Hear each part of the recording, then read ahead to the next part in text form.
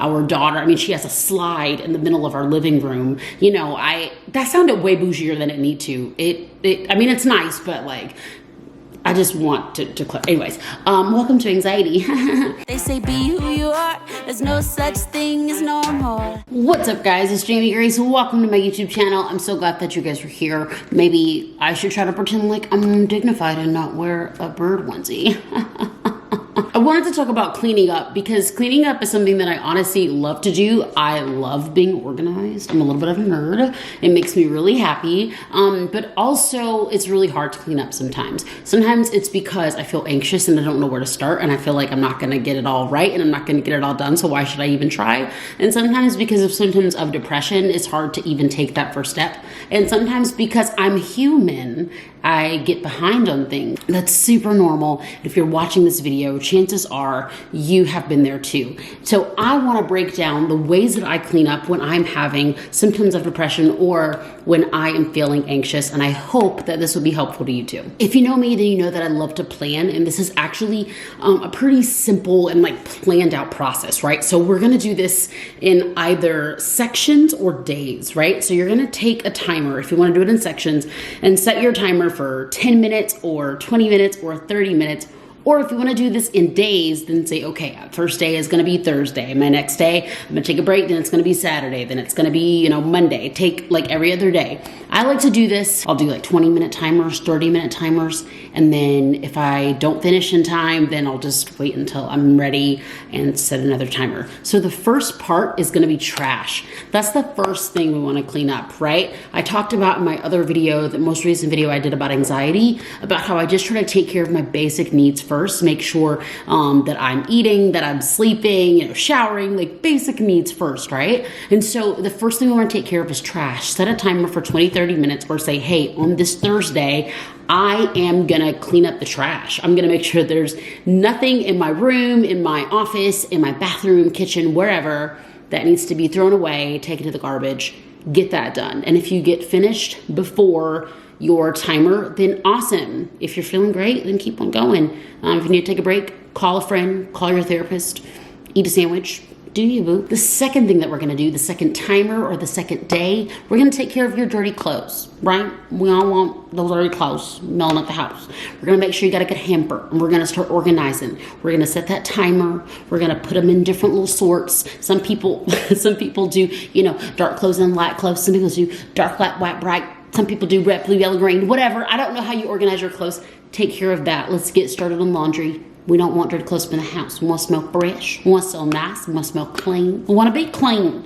So that's the next thing. Set that timer or do it on the next day. And then we're going to move on to the third one. The third one is for paper/work/school. Sometimes the things that are messing up our home, dirtying up our home, whatever, might be random books laying around, might be random stuff from school, from work.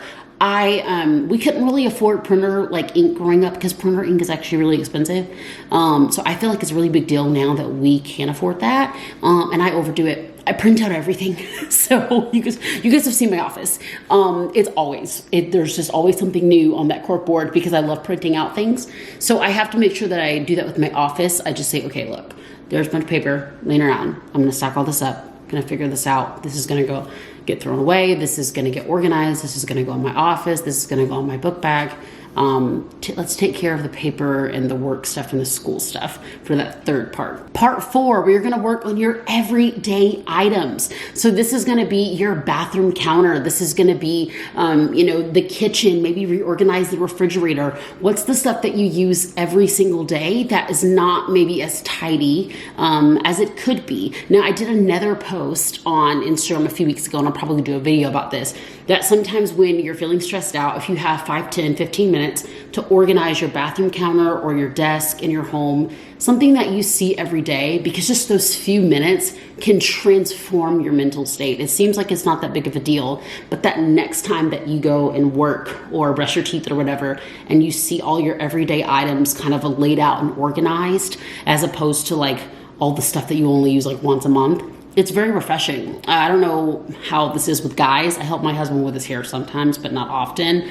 But for women, especially for curly hair women, we have so many hair products that we will have on the counter like, at least for me, I'll have a thing of like gel on the counter that I use, and then I won't use it for like weeks to come. And that needs to go under the counter. Just simply having that little space on the counter, I'm telling y'all, as someone that has dealt with a lot of mental health stuff and human stuff, reorganizing your everyday space makes a huge difference. And number 5 is kind of your grab bag or your everything else situation. I mean, for the most part, once we've handled trash and clothes and paper, work stuff, school stuff, everyday area stuff, there is likely not going to be that much stuff left in your home. I'm not sure what your setup is, but this is kind of your like 30 minutes to like, okay, I got to finish everything else. I got to figure everything else out. This is just your last little hoorah, your last 20-30 minute timer to kind of get stuff done. And remember, like in my personal opinion at least, this isn't being done to have a perfect looking home. I'm not interested in a perfect looking home. I want our home to look like we have family nights and game nights, and that our daughter, I mean, she has a slide in the middle of our living room. You know, that sounded way bougier than it need to. I mean, it's nice, but like, I just want to anyways, welcome to anxiety. But, you know, I want our home to look like our kid lives here. Her tricycle's right here where the dining room is. And so that's totally okay, right? Anxiety can sometimes tell us like, oh no, I have to have my house look like this. I'm an influencer. It has to be this many square feet. It has to have this much cleanliness, this much perfection. That's not true. The main thing we want to take care of is your health and well-being, right? So we want to make sure that there's not a lot of trash around, that there's not dirty clothes and things that really need to be taken out of the way, and then pace yourself with everything else. And if you're watching this and you're like, Jamie Grace, I should not have watched this video. I feel like I wasted my time. You know what? I'm sorry. It's possible this video wasn't for you. But I will also say that it's also possible that this video was for someone else. Actually, I know that for a fact because a lot of us deal with everyday anxiousness or even anxiety diagnosis, mental health diagnosis, and things that seem like, oh, just clean up your house. Oh, just do the dishes.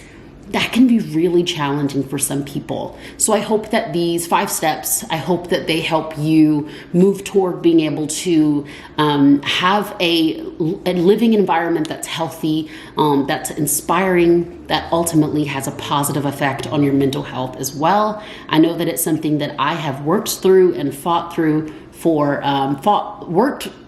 and fought for a very long time. It's still a journey, but I just want to share my journey with you all. Comment down below if you have any other questions about mental health and about the way that I kind of operate on a day-to-day basis. I would love to share more with you guys. Thank you for streaming my new EP, Normal, which is all about mental health. It's a letter to my mind, and it's songs and poetry about mental health, anxiety, and being different. So thank you for streaming. I love you guys so much. Click on the screen to subscribe. Hit the little bell. I love you much. I'll see you soon. I miss you already. Bye.